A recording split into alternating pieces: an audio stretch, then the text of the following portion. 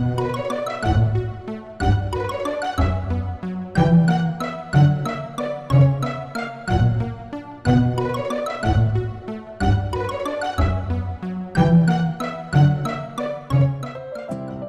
teman-teman, perkenalkan, nama saya Novia Dwi Krisnani dan pada pertemuan kali ini saya akan membahas topik akuntansi biaya, yaitu akuntansi untuk biaya sisa bahan produk rusak dan pendirian kembali.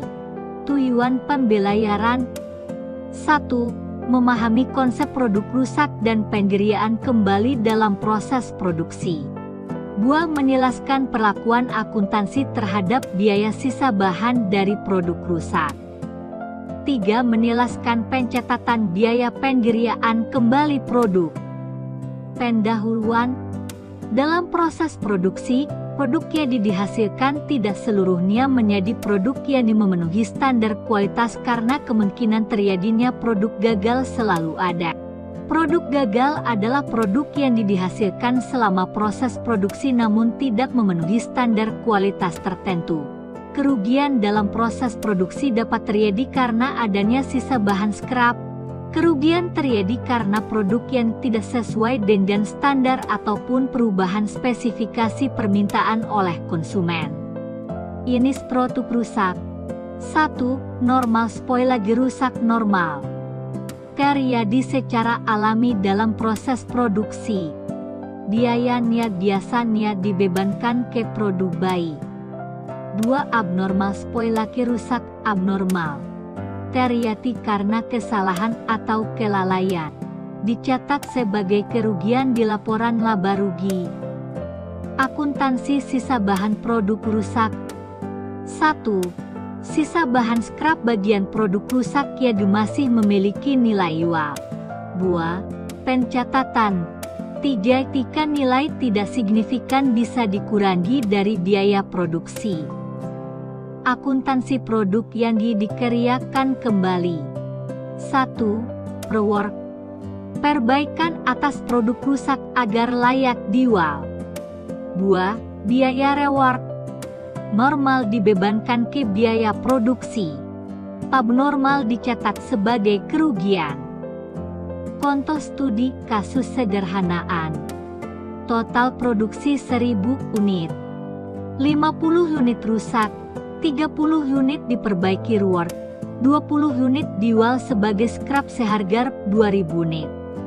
Biaya rework per 3000. Pertanyaannya, bagaimana pencatatan untuk scrap dan biaya rework? Jawaban studi kasus. Pencatatan scrap. Kas 40.000. Pendapatan lain-lain 40.000. Pencatatan rework normal. Biaya produksi 300.000. Kasutan 300.000. Akuntansi pendirian tarandi kembali rework.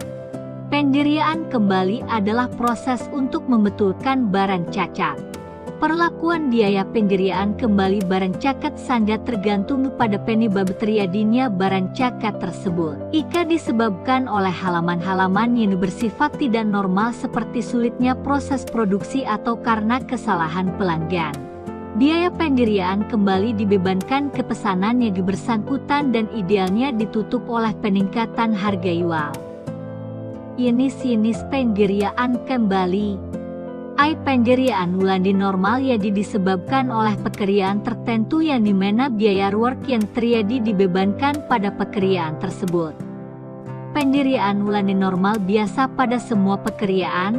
Biayanya dibebankan pada overhead manufaktur dan tersebar ke semua pekerjaan melalui alokasi overhead. Pendirian ulang tidak normal abnormal dibebankan pada akun kerugian akibat pendirian ulang rutin tidak. Kesimpulan. Dalam produksi, kegagalan produk dapat berupa sisa bahan scrap, produk rusak spoiled, dan pendirian kembali rework, dengan perlakuan akuntansi sebagai berikut. 1. Sisa bahan scrap dicatat sebagai pendapatan lain-lain, pengguran dan harga pokok, atau biaya overhead, tergantung di nilai yuannya. Buah produk rusak spoiled jika normal, dialokasikan ke overhead pabrik ke abnormal, dicatat sebagai kerugian, kesalahan pelanggan dibebankan ke pesanan mereka. 3. Pendirian kembali reward biaya dibebankan ke pesanan tertentu, overhead pabrik, atau dicatat sebagai kerugian jika tidak normal. Akuntansi ini bertujuan untuk mengendalikan biaya produksi dan meningkatkan efisiensi. Semoga berguna dan bermanfaat materi yang saya sampaikan khususnya bagi diri saya sendiri dan umumnya bagi para yang mendengarkan.